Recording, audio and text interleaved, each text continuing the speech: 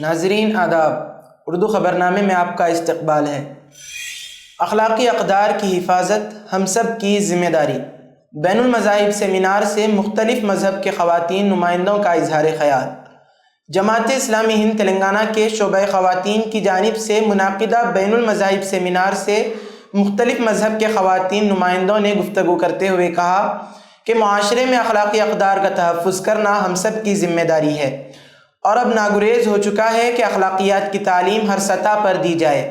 دور حاضر میں نوخیز نسل کو اخلاقیات کی تعلیم ان کے کلاس روم سے ہی دی جانی چاہیے۔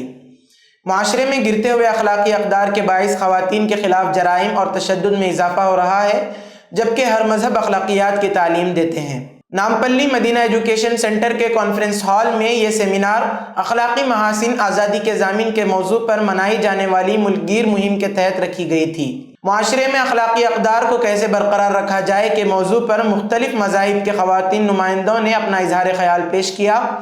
جین سماج کی ریتا سورانا، سکھ مذہب کی اسکالر بھوپیندر کور، سنت نرنکری ستسنگ انچارج بسنت کور، سینٹ فرانسس جونیئر کالج کی پرنسپل پربھا مالوراپو، کنر ویلفیئر سوسائٹی کی بانی چندریکا دیوی، رنگلوری آرادھنا ٹی وی کے پریزنٹر راما کیرا نے اس سیمینار میں شرکت کی۔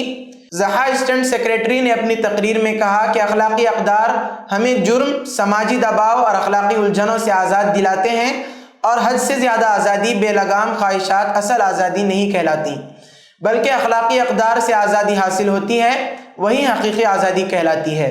محترمہ ریٹا سورانا نے کہا کہ اخلاقی اقدار کے زوال سے خاندانی نظام تباہی کا شکار ہو گئے ہیں۔ اس سیمینار میں شریک سارے نمائندوں نے یکزبان ہو کر کہا کہ اگر ہم سب اخلاقی اقدار کو فروغ دیں گے تو معاشرے میں مساوات، رحم دلی اور ہمدردی پروان چڑھائے گی۔ پربھا ملاوراپو نے کہا کہ تعلیمی اداروں کو طلباء کو نہ صرف مؤثر تعلیم فراہم کرنی چاہیے، بلکہ انہیں اخلاقی اقدار کی تعلیم سے بھی آراستہ کرنا چاہیے۔